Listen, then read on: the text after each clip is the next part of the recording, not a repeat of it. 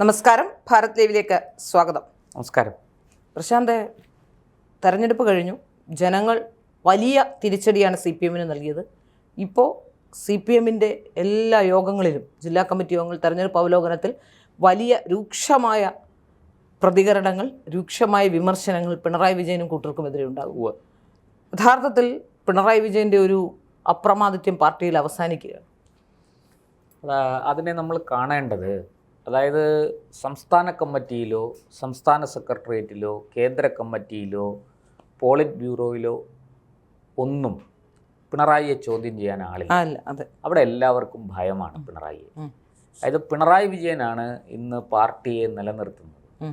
പാർട്ടിയെ മുന്നോട്ട് നയിക്കണമെങ്കിൽ ഏറ്റവും പ്രധാനമായിട്ട് വേണ്ടത് സമ്പത്താണ്.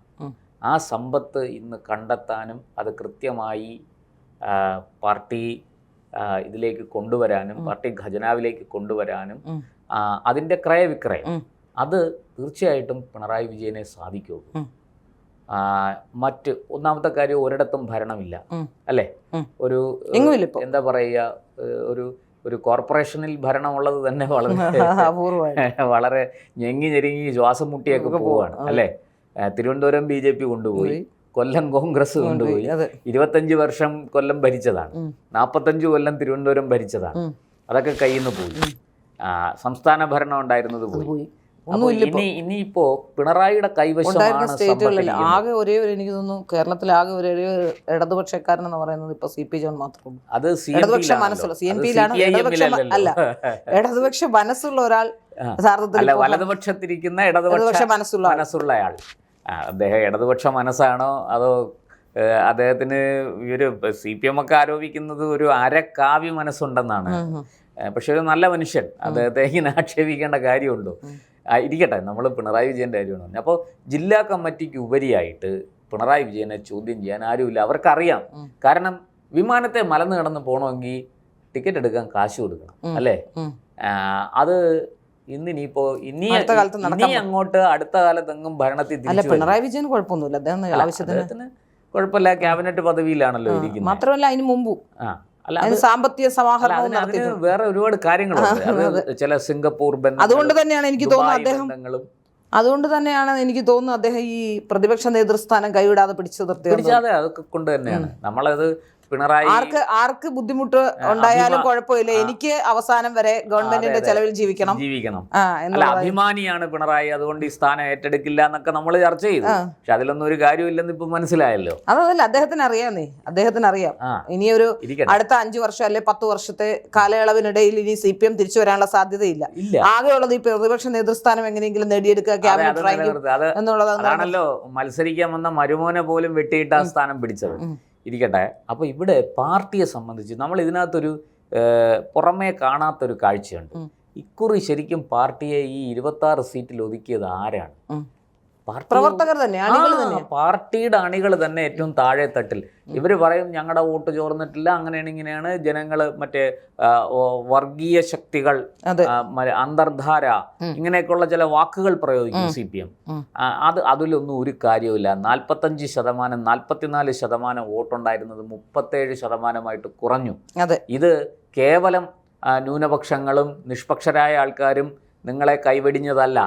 അതിനപ്പുറത്തേക്ക് നിങ്ങളുടെ പാർട്ടി അണികൾ തന്നെ, പാർട്ടി പ്രവർത്തകർ തന്നെ, പാർട്ടി അംഗങ്ങൾ തന്നെ, അതായത് മെമ്പർഷിപ്പ് ഉള്ളവർ തന്നെ പാർട്ടിക്കെതിരായിട്ട് കുത്തി. അവരാണിപ്പോൾ നേതൃമാറ്റം ആവശ്യപ്പെടുന്നത്.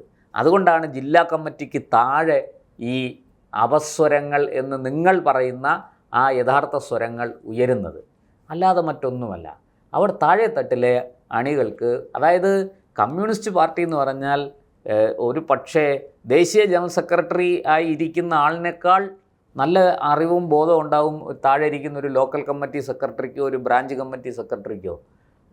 നിങ്ങളൊരു പക്ഷേ ആഗോള രാഷ്ട്രീയ സാഹചര്യങ്ങളെക്കുറിച്ച് CPM-ൻ്റെ ദേശീയ ജനറൽ സെക്രട്ടറി സംസാരിക്കുന്നതിനേക്കാൾ നല്ല ഭംഗിയായിട്ട് താഴെ തട്ടിലെ ഒരു നേതാവോ ഒരു ലോക്കൽ കമ്മിറ്റി മെമ്പറോ സംസാരിക്കും.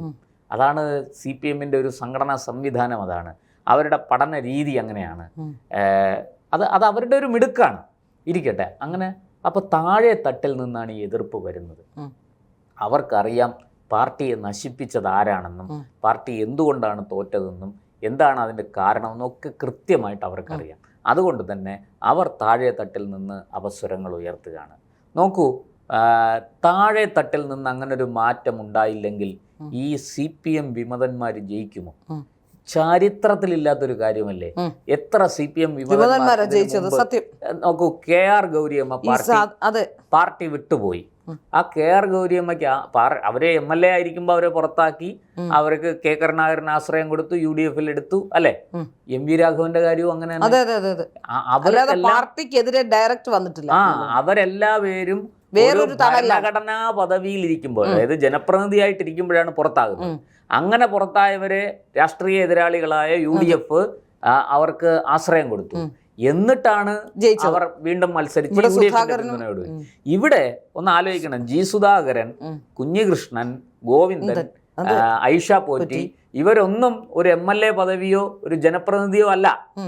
അവർ വെറും സാധാരണ നേതാക്കൾ മാത്രം. ആ നേതാക്കൾ അല്ല, സുധാകരൻ നേരത്തെ ആയിരുന്നല്ലോ, പക്ഷെ നിലവിലല്ല ഐഷ പോറ്റിയും.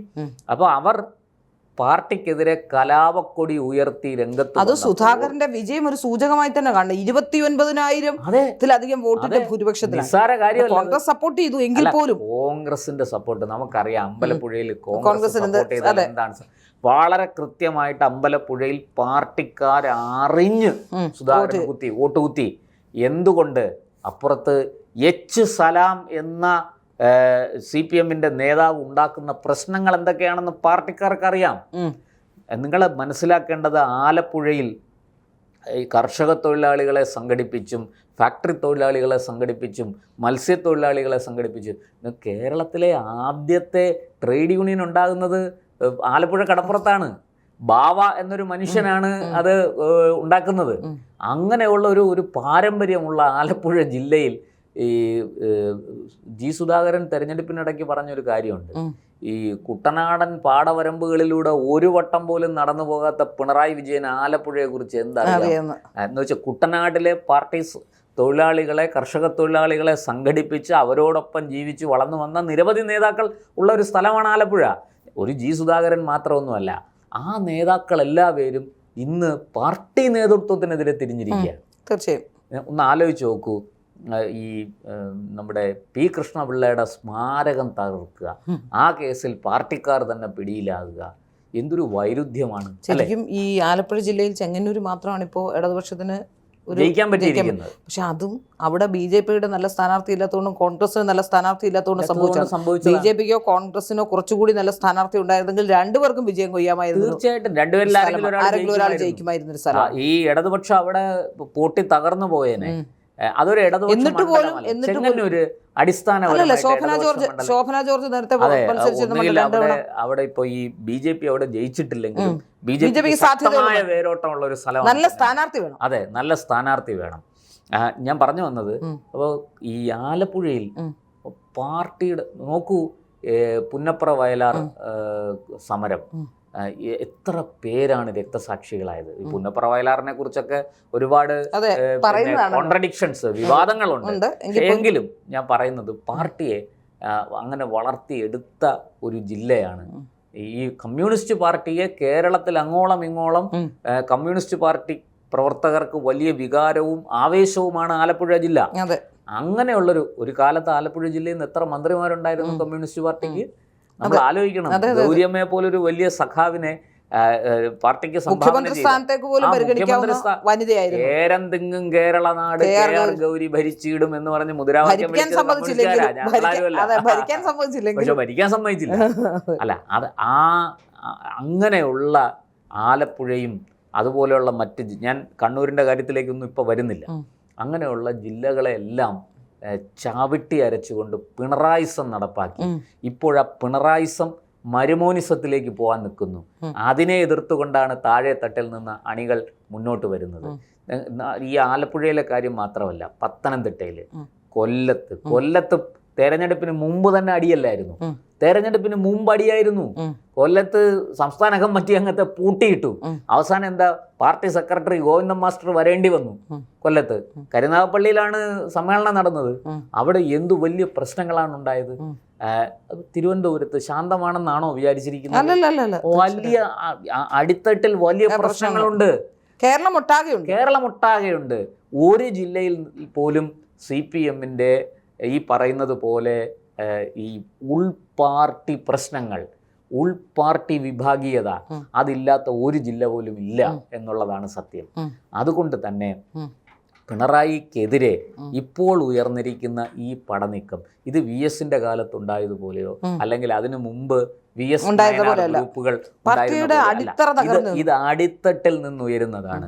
ഇത് ശ്രീലയ്ക്ക് എന്റെ ഒരു ചോദ്യം, ശ്രീലയ്ക്ക് തോന്നുന്നുണ്ടോ നേതൃത്വം ഇത് തിരിച്ചറിഞ്ഞ് പരിഹരിക്കുമെന്ന്? ഒരിക്കലുമില്ല. ആ കസേര വിട്ടൊരു കളിയില്ല. ജനകീയരായിരുന്ന മുഴുവൻ നേതാക്കന്മാരെ, ഇപ്പൊ കണ്ണൂരില് P ജയരാജൻ, ഇപ്പൊ ജനകീയരായിട്ടുള്ള പല നേതാക്കന്മാരെയും എന്നുള്ള അഭിപ്രായം എനിക്കില്ല. അല്ല, ജനകീയനാണ്, പാർട്ടിക്കുള്ളിൽ ജനകീയനായിരുന്നു. നമ്മളോട് പുറത്തുള്ളവരോട് അല്ലെങ്കിൽ മറ്റുള്ളവരോട് P ജയരാജനും അതെ ഒക്കെയാണ്. പക്ഷെ കണ്ണൂരിൽ പാർട്ടി എന്ന് പറഞ്ഞാൽ ഒരു കാലത്ത് P ജയരാജൻ തന്നെയായിരുന്നു. P ജയരാജൻ ഞാൻ യോജിക്കാം. എങ്ങനെയെന്നറിയാമോ, സുരേഷ് കുറുപ്പ് ജനകീയനായിരുന്നു. അതെ അതെ, അദ്ദേഹത്തെ പോലെ ജനകീയനാണെന്നുള്ളതിന് തെളിവാണ്. ആണ് ഈ പിണറായി വിജയനെ സംബന്ധിച്ചിടത്തോളം, പിണറായി വിജയൻ പാർട്ടിയിലുള്ളവർ പിണറായി വിജയനെ പേടിച്ചനുസരിക്കുക, ജനകീയനായതുകൊണ്ടല്ല. പക്ഷേ ജയരാജനെ അങ്ങനെ ആയിരുന്നില്ല. അതാണ് അവിടെ വ്യത്യാസം.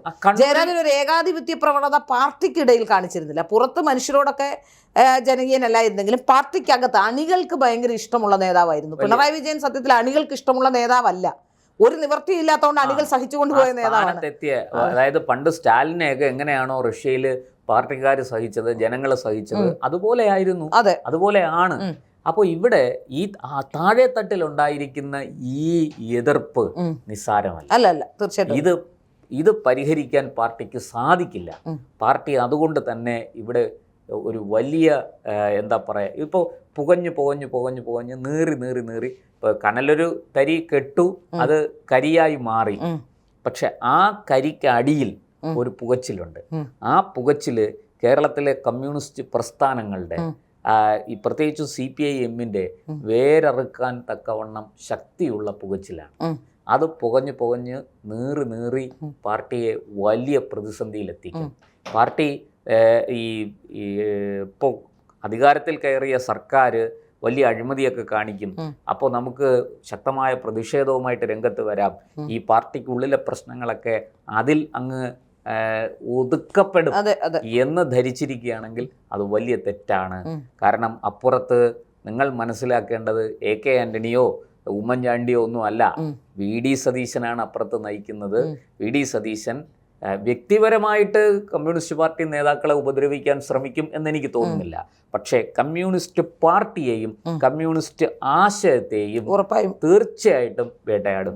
ഇന്ന് വേട്ടയാടുമെന്ന് മാത്രമല്ല, നിങ്ങൾക്ക് ഒത്ത ഒരു രാഷ്ട്രീയ എതിരാളി ഉണ്ടായിരിക്കുന്നു, അത് BJP-യാണ്. BJP-യെ വളർത്തുന്നതും നിങ്ങളാണ്. നിങ്ങളുടെ ചെയ്തികളാണ് BJP-ക്ക് വളമായി മാറുന്നത്. അതുകൊണ്ട് തന്നെ ഇപ്പോൾ ഇതെല്ലാം കഴിഞ്ഞു പിണറായി വിജയൻ ഒരു പ്രസംഗം നടത്തി. ആ പ്രസംഗത്തിൽ അദ്ദേഹം പറഞ്ഞതെന്താണ്? സർക്കാർ ഒരുപാട് നല്ല കാര്യങ്ങൾ ചെയ്തു, അതിന് കിട്ടിയ പ്രതിഫലമാണ് 26 സീറ്റ്. അതായത് 45 കൊല്ലം ഭരിച്ച് മുടിപ്പിച്ച തിരുവനന്തപുരം കോർപ്പറേഷനിൽ 29 സീറ്റുമായിട്ട് പ്രതിപക്ഷത്ത് പോയിരിക്കുക. അതേ ഗതിയല്ലേ തിരുവനന്തപുരം സംസ്ഥാന നിയമസഭയിൽ ഉണ്ടായിരിക്കുന്ന തിരുവനന്തപുരം നഗരസഭയിൽ ഉണ്ടായതിന്റെ ഒരു ഡിറ്റോ കോപ്പി അല്ലേ? ഒരു കാര്യം കൂടി നമ്മൾ പറയേണ്ടതുണ്ട്. അതായത് കേരളത്തിൽ വികസനം വന്നുവെന്നും കേരളത്തിലെ എല്ലാ മണ്ഡലങ്ങളിലും തേനും പാലും ഒഴുക്കിയെന്നും അവകാശപ്പെടുകയാണ് CPM ഇപ്പോഴും ഈ പരാജയപ്പെട്ട കാലത്തും. അതിൻ്റെ യാഥാർത്ഥ്യം എന്ന് പറയുന്നത് കേന്ദ്രാവിഷ്കൃത പദ്ധതികൾ പേരുമാറ്റി ഇവിടെ കൊണ്ടുവന്ന് നടപ്പാക്കി അതിലും കുറച്ച് പുട്ടടിച്ചു എന്നുള്ളതല്ലാതെ, അതിലും കൃത്യമായി നടപ്പാക്കിയോ എന്ന് ചോദിച്ചാൽ പലതിലും പുട്ടടിച്ചിട്ടുണ്ട് എന്നുള്ളതല്ലാതെ പലതും വകമാറ്റി ചെലവഴിച്ചിട്ടുണ്ട്. അപ്പോൾ അങ്ങനെ അല്ലാതെ ഒരു പദ്ധതികൾ ഇവിടെ നടപ്പാക്കിയിട്ടില്ല. സ്വന്തമായി നടപ്പാക്കിയ ഏതെങ്കിലും ഒരു പദ്ധതി CPM-നുണ്ടെങ്കിൽ ആ പദ്ധതി എന്താണ്? കിഫ്ബി എങ്ങനെയാണ്? അതും പണം കേന്ദ്ര സർക്കാരിന്റെയാണ്. തീർച്ചയായിട്ടും കേന്ദ്ര സർക്കാരിന്റെ പണം കളിപ്പിക്കാൻ ഉണ്ടാക്കിയ ഒരു പ്രസ്ഥാനമാണ് GDP വെച്ചുകൊണ്ട് ഒരു കളി കളിച്ച് കടം എടുത്ത് നമ്മുടെ സംസ്ഥാന കോഓപ്പറേറ്റീവ് ബാങ്കുകളെ എല്ലാം കൂടെ കൊണ്ടുവന്ന് കേരള ബാങ്ക് എന്ന് പറഞ്ഞു. ആ കേരള ബാങ്ക് വലിയ നഷ്ടത്തിലാണെന്നാണ് കേൾക്കുന്നത്. എപ്പോ വേണമെങ്കിലും പൂട്ടാം. അത് കേരള ബാങ്കിനെ മുടിപ്പിച്ചു. സംസ്ഥാന ഈ നമ്മുടെ നാട്ടിലുള്ള സഹകരണ സൊസൈറ്റികളെ, കോഓപ്പറേറ്റീവ് സൊസൈറ്റികളെ, സഹകരണ സംഘങ്ങളെ ഒക്കെ നശിപ്പിച്ചു. ഇതിൽ പറയുന്നത് എന്താണ്? റോഡ്. അതാണല്ലോ എടുത്തു പറയാനുള്ളത്. ആരുടെ പണമാണ്? കേന്ദ്രത്തിന്റെ പണം. പിന്നെ 1 ലക്ഷം കോടി എല്ലാം അത് തന്നെ. ഏതാണ്ട് 92,000 എത്രയോ കോടി രൂപയാണ്. ഇന്നിപ്പോ അറിയാൻ കഴിഞ്ഞത് പാഠപുസ്തകം അച്ചടിച്ചിട്ടില്ല. 5-ാം തീയതി സ്കൂൾ തുറക്കാൻ പാഠപുസ്തകം അച്ചടിച്ചു. ഏതാണ്ട് 40 ലക്ഷത്തിലേറെ ബൈൻഡ് ചെയ്യാനും 1.5 കോടിയിലേറെ പുസ്തകം അടിക്കാനും ഉണ്ട് എന്നാണ് മനസ്സിലാക്കുന്നത്. അതൊന്നും അടുത്ത കാലത്ത് അങ്ങ് അടിച്ചു തീരുകയില്ല. ഇന്നത്തെ പത്രങ്ങളിൽ വാർത്തയായിട്ടുണ്ട് പാഠപുസ്തകം അച്ചടിക്കാൻ. അത് ആരുടെ വീഴ്ചയാണ്? ഈ ഇന്നലെ ഒരിക്കലും ഞാൻ അത് പറയാൻ പറ്റില്ല. പക്ഷെ ഈ ആഴ്ച ഇറങ്ങും. ഈ ആഴ്ച CPM സ്കൂൾ തുറന്നാൽ ഉടനെ ഇറങ്ങും. പാഠപുസ്തകം അച്ചടിച്ചില്ല എന്ന് പറഞ്ഞില്ല. അത് നമ്മൾ കണ്ടല്ലോ. തിരുവനന്തപുരം നഗരസഭയിൽ പട്ടിയെ പിടിക്കുന്നില്ല. അതെ 45 വർഷമായി ഭരിച്ച നഗരസഭയാണ്. നഗരസഭയിൽ ഈ ഇന്നലെ കയറിയ BJP പട്ടിയെ പിടിച്ചില്ല, റോഡ് നന്നാക്കിയില്ല, മാലിന്യ പ്രശ്നം നന്നാക്കിയില്ല, വെള്ളം തേവി വിട്ടില്ല, വൃത്തിയാക്കിയില്ല, എന്തൊക്കെയാണ് പറയുന്നത്. ഇതൊന്നും കഴിഞ്ഞ 45 കൊല്ലം പറഞ്ഞതേ ഇല്ലായിരുന്നു. വളരെ, അതായത് സമത്വ സുന്ദര മനോഹരമായ തിരുവനന്തപുരവും കേരളവും. തിരുവനന്തപുരത്ത് ജനങ്ങൾ സഹികെട്ടപ്പോഴാണ് മാറ്റിക്കുത്തി BJP അധികാരത്തിൽ കയറ്റിയത്. ഇരിക്കട്ടെ. ഇന്നലെ കണ്ടില്ലേ, ഒരു 4 വർഷമായിട്ടുള്ളൂ വിഴിഞ്ഞത്ത് പണിത് കൊടുത്ത കെട്ടിടങ്ങൾ എല്ലാവരും പണിഞ്ഞു കൊടുത്ത നമ്മുടെ നികുതി പണത്തിൽ 90 ലക്ഷം 1 കോടി രൂപയ്ക്ക് എടുത്ത് പാവപ്പെട്ട ആൾക്കാർക്ക് മത്സ്യബന്ധനത്തിന് അന്നന്നത്തെ സിമന്റ് ഉപയോഗിക്കാതെ കെട്ടിടം പണിതെന്നാണ് മനസ്സിലാക്കുന്നത്. അതെന്ത് മാജിക്കാണ്. സിമന്റ് ഇല്ലാതെ കെട്ടിടം പണിയാ. അത് അറിയാമെങ്കിൽ CPM നേതാക്കളോട് ചോദിച്ചാൽ മതി. പ്രത്യേകിച്ചും പക്ഷെ പിണറായി വിജയന്റെ ഒക്കെ വീട് സിമന്റ് ഉപയോഗിച്ചിട്ടായിരിക്കും. അത് സിമന്റ് മാത്രമല്ല, നല്ല 1-ാം തരം തേക്ക് തടിയും ഈട്ടിത്തടിയും ഒക്കെ ചേർത്തിട്ടായിരിക്കും പണിയുന്നത്. ഞാൻ പറഞ്ഞു വന്നത്, അപ്പോൾ ഇങ്ങനെ ഈ താഴെ തട്ടിൽ, CPM-ന് താഴെ തട്ടിൽ നിന്നാണ് ഈ അന്തഛിദ്രം തുടങ്ങിയിരിക്കുന്നത്. തീർച്ചയായിട്ടും അവർ പണ്ട് ഒരു ലെഫ്റ്റ് റൈറ്റ് എന്ന് പറഞ്ഞൊരു സിനിമയുണ്ട്. അതിനകത്ത് മറ്റേ മുരളി ഗോപി പറയുന്ന ഒരു ഡയലോഗ് ഉണ്ട്. ആദ്യം വരുന്നത് സമാധാനകാംക്ഷികളുടെ വിപ്ലവമായിരിക്കും, പിന്നീട് വരുന്നത് ഭ്രാന്തന്മാരുടെ വിപ്ലവമായിരിക്കും. CPM-ന് ഇത് ആദ്യം വന്നിരിക്കുന്നത് സമാധാനകാംക്ഷികളുടെ വിപ്ലവം നടന്നു കഴിഞ്ഞിരിക്കുന്നു. ഇനി പിന്നാലെ വരുന്നത് ഭ്രാന്തന്മാരുടെ വിപ്ലവമായിരിക്കും. അത് നിങ്ങളുടെ പാർട്ടിക്ക് താങ്ങാൻ കഴിയില്ല എന്നുള്ളതാണ്. അത് മാത്രമല്ല, ഈ പറഞ്ഞതുപോലെ താഴെത്തട്ടിൽ നിന്ന് വന്നിരിക്കുന്ന ഈ എതിർപ്പ്, അത് നേരിടാൻ ഉള്ള ചങ്കൂറ്റവും ബലവും ഇന്ന് പാർട്ടിക്കില്ല, പാർട്ടി നേതൃത്വത്തിലില്ല. പിണറായി വിജയൻ ഇങ്ങനെ ചില ഞാൻ പറഞ്ഞില്ലേ, പിണറായി വിജയൻ കഴിഞ്ഞ ദിവസം നടത്തിയ ഒരു പ്രസംഗത്തിൽ ഇവിടെ ഞങ്ങൾ തേനും പാലും ഒഴുക്കി, പക്ഷെ ജനങ്ങൾ ഭരണമാറ്റം ആഗ്രഹിച്ചു. പിന്നെ ഒരു കാര്യമുണ്ട് കേട്ടോ, പഴയതുപോലെ അങ്ങ് കണ്ണു അടച്ച് ജനങ്ങളെ ചീത്ത പറയുന്നില്ല. കാരണം സോഷ്യൽ മീഡിയ എന്നത് ഒരു ഡെമോക്രസിന്റെ വാള് തലയ്ക്ക് മേളിൽ തൂങ്ങിക്കിടക്കുന്നതുകൊണ്ട് അതിൽ വലിയ മിതത്വം പാലിക്കുന്നുണ്ട്. പകരം ജനങ്ങൾ മാറ്റം ആഗ്രഹിച്ചു. അതുകൊണ്ട് ഞങ്ങൾ അവരെ കുറ്റമൊന്നും പറയുന്നില്ല. പക്ഷെ ഞങ്ങൾ ക്രിയാത്മക പ്രതിപക്ഷമായിട്ട് തുടരും. ഞങ്ങൾ ചെയ്ത ജനകീയ പദ്ധതികൾ, ജനോപകാര പദ്ധതികൾ, അതൊക്കെ ഈ സർക്കാർ തുടരണം. തുടർന്നില്ലെങ്കിൽ അപ്പോൾ ഞങ്ങൾ കാണിച്ചു തരാം. പിന്നെ എന്തെങ്കിലും തരത്തിൽ അഴിമതിയോ സ്വജനപക്ഷപാതമോ, ഈ 10 കൊല്ലം ഇതല്ലാതെ മറ്റൊന്നും ചെയ്യാത്തവരാണ് ഈ പറയുന്നത് പുതിയ സർക്കാരിനെ വരട്ടുന്നത്. അത് ചെയ്താൽ ഞങ്ങൾ അതിശക്തമായി പ്രതികരിക്കും എന്നൊരു ഭീഷണിയുണ്ട്. എന്തായാലും ഈ ഭീഷണിയൊന്നും ഇനി വിലപ്പോവില്ല. കേരള സർക്കാരോ കേരളത്തിലെ ജനങ്ങളോ ഒന്നും ഇതിനെ മൈൻഡ് ചെയ്യില്ല. പാർട്ടിക്കുള്ളിൽ തന്നെ ഒരു വലിയ വിഭാഗം പാർട്ടി അണികൾ, പാർട്ടിയുടെ ശക്തി എന്ന് പറയുന്നത് അണികളാണ്. അത് നമ്മുടെ അറബിക്കഥ എന്ന് പറഞ്ഞ എല്ലാ പാർട്ടിയുടെയും ശക്തി ശ്രീനിവാസൻ മറ്റേ കരുണൻ എന്ന് പറയുന്ന ക്യാരക്ടറിനോട് പറയുന്ന ഒരു ഡയലോഗ് ഉണ്ട്. കരുണ, നിന്റെ ശക്തി എന്ന് പറയുന്നത് പാർട്ടിയുടെ സംഘടിത ശക്തിയാണ്. ആ പാർട്ടിയുടെ സംഘബലമില്ലെങ്കിൽ നീ വെറും എന്തോ വട്ടപ്പറമ്പിൽ കരുണനോ അങ്ങനെ എന്തോ, അത് മാത്രമാണ്. ഇന്ന് നീ മന്ത്രിയായിരിക്കുന്നതും നേതാവായിരിക്കുന്നതും ഒക്കെ പാർട്ടിയുടെ സംഘബലം കൊണ്ടാണ്. അതാണ് ഇവിടെയും നമുക്ക് പറയാനുള്ളത്. അത് പിണറായി വിജയനായാലും ഗോവിന്ദൻ മാസ്റ്റർ ആയാലും നരേന്ദ്രമോദി ആയാലും ആരായാലും, നിങ്ങൾ നേതാവാകുന്നതും രാജ്യം ഭരിക്കുന്നതും നാട് ഭരിക്കുന്നതും ഒക്കെ ജനങ്ങളെ പിന്തുണയുണ്ടാണ്. നിങ്ങളുടെ പാർട്ടി നേതാവാണെന്ന് പോലും പറയുന്നത്, അതായത് ഏത് രാഷ്ട്രീയ പാർട്ടി ആണെങ്കിലും ആ രാഷ്ട്രീയ പാർട്ടിയിൽ ഒരു നേതാവ് ഉണ്ടാകുന്നത് അണികൾ ഉണ്ടാകുമ്പോൾ മാത്രമാണ്. അല്ലാതെ സ്വയം നേതാവാണെന്ന് പറഞ്ഞ് നടന്നാൽ അണികൾ ഇല്ലാതെ, അതാണ് പ്രഖ്യാപിത നേതാവിന് ഒരു വിലയും കിട്ടില്ല. അണികൾ കൂടെ ഇല്ലെങ്കിൽ, ആ സംഘബലം കൂടെ ഇല്ലെങ്കിൽ നിങ്ങൾ വെറും വട്ടപൂജ്യമാണ്. കമ്മ്യൂണിസ്റ്റ് പാർട്ടിയിൽ അതിന് തിരികൊളുത്തപ്പെട്ടിരിക്കുന്നു. അതായത് പാർട്ടി അണികളും പാർട്ടി അംഗങ്ങളും പാർട്ടി പ്രവർത്തകരും നേതൃത്വത്തിനെതിരെ അതിശക്തമായി തിരിഞ്ഞിരിക്കുന്നു. പിന്നാലെ വരുന്നത് ആദ്യം സമാധാനകാംക്ഷികളുടെ വിപ്ലവം ബാലറ്റിലൂടെ നടന്നു, EVM-ലൂടെ നടന്നു, ഇലക്ട്രോണിക് വോട്ടിംഗ് മെഷീനിലൂടെ നടന്നു. പിന്നാലെ വരുന്നത് ഭ്രാന്തന്മാരുടെ വിപ്ലവമായിരിക്കും. ആ വിപ്ലവത്തെ തടഞ്ഞു നിർത്താൻ നിങ്ങൾ ഇതുവരെ സമാഹരിച്ച ഒരു ആയുധങ്ങളും, നിങ്ങൾ ഇതുവരെ സമാഹരിച്ച ഒരു തന്ത്രങ്ങളും സാധിക്കില്ല. അവിടെ നിങ്ങൾ പരാജയപ്പെട്ടു പോകും എന്നുള്ളതാണ്. അത് ഏതൊരു ഒരു ഫാസിസ്റ്റ് ഏകാധിപത്യ പ്രവണതയുള്ള നേതാവും ഓർക്കേണ്ടതാണ്, അത് ഏത് പാർട്ടിയിലാണെങ്കിലും.